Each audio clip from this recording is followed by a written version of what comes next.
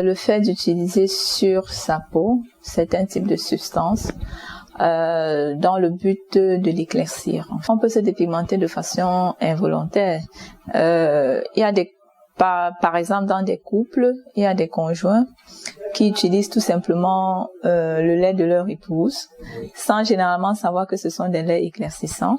Et parfois quand ils viennent pour certains motifs en consultation, on remarque certains signes et on leur demande mais quel lait vous utilisez? Ils disent je sais pas, j'utilise le lait de ma femme.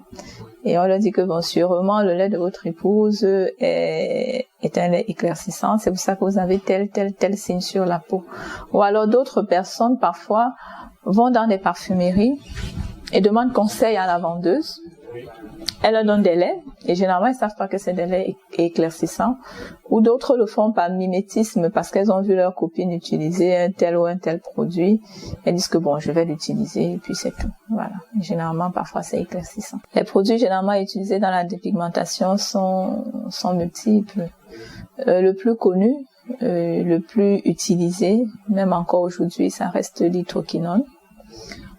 Certaines personnes utilisent les corticoïdes. Les corticoïdes, en fait, il faut rappeler que ce sont des médicaments. Des médicaments que nous utilisons beaucoup en médecine, en dermatologie, dans toutes les branches de la médecine, et qui ont pour effet secondaire d'éclaircir la peau. Donc, ces produits sont détournés, en fait, de leur usage premier, et en fait détournés pour être utilisés comme produits éclaircissants. Certaines personnes utilisent des dérivés mercuriels, le mercure, pour s'éclaircir la peau. Le mercure, c'est cette petite substance qu'on trouvait dans les anciens thermomètres, qui est un produit toxique. C'est pour ça que ces thermomètres sont interdits d'utilisation de nos jours. Certaines personnes utilisent tout simplement des préparations magistrales qu'elles font elles-mêmes à la maison. Des compositions qu'elles font elles-mêmes à la maison avec des substances qu'on ne maîtrise pas toujours. Certains mettent du javel, un peu de n'importe quoi. D'autres utilisent depuis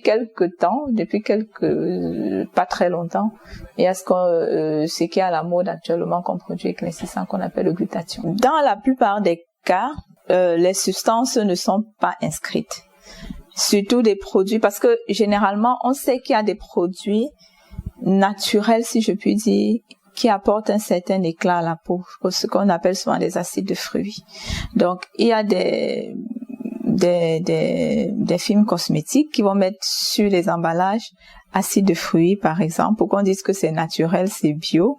Mais en faisant des dosages, on se rend compte qu'à l'intérieur, il y a de l'hydroquinone. Ou alors une patiente ou une personne qui va utiliser ce produit en se disant que non, c'est juste des acides de fruits, c'est-à-dire c'est naturel comme on dit, elle se retrouve à développer des effets secondaires qui sont généralement rattachés à certains types de produits éclaircissants. Parce qu'il faut encore dire que ce qui est accepté dans certains pays, comme aux États-Unis, c'est des produits cosmétiques à base d'hydroquinone à 2%. Bien qu'en Europe, ce soit interdit complètement l'hydroquinone et ne soit utilisé qu'en préparation magistrale bien contrôlée par le dermatologue pour des indications bien précises. La dépigmentation volontaire s'il y a un regain d'intérêt pour le sujet, c'est parce que cette dépigmentation volontaire pose aujourd'hui un réel problème de santé publique de par les effets secondaires, les conséquences que ces produits peuvent avoir sur la peau, sur l'être humain, sur l'organisme humain en général. Donc, tout d'abord, les premières conséquences sont qu'on voit, qui sont visibles, parce que c'est des produits topiques, c'est-à-dire des produits appliqués sur la peau. Donc, la première conséquence, le premier organe qui sera affecté, ce sera effectivement la peau. Donc, sur la peau, on va voir apparaître, ou alors on va avoir une aggravation des dermatoses, c'est-à-dire des maladies de peau qui existaient avant. Par exemple, on peut voir apparaître sur la peau de ce qu'on appelle les folliculites. Les folliculites, ce sont des petites infections bactériennes qui, en temps normal, n'ont pas lieu d'être. Et chez les personnes qui utilisent des produits éclaircissants, on peut voir apparaître ces folliculites-là de façon anormale, de façon profuse. Si quelqu'un a, par exemple, une gale, une scabiose, comme on dit, La gale, normalement, a une façon de se présenter, on connaît tous les symptômes, mais lorsque parfois on est face à une personne qui se dépigmente, on voit une présentation particulière, profuse, agressive de la maladie. Tout simplement parce que ces produits vont aller, surtout les corticoïdes, et vont entraîner une baisse de l'immunité, une baisse de défense naturelle à ces endroits-là, ce qui fait que ces infections-là vont tout simplement sortir, être contents, se développer. On peut voir apparaître ce qu'on appelle généralement les mycoses.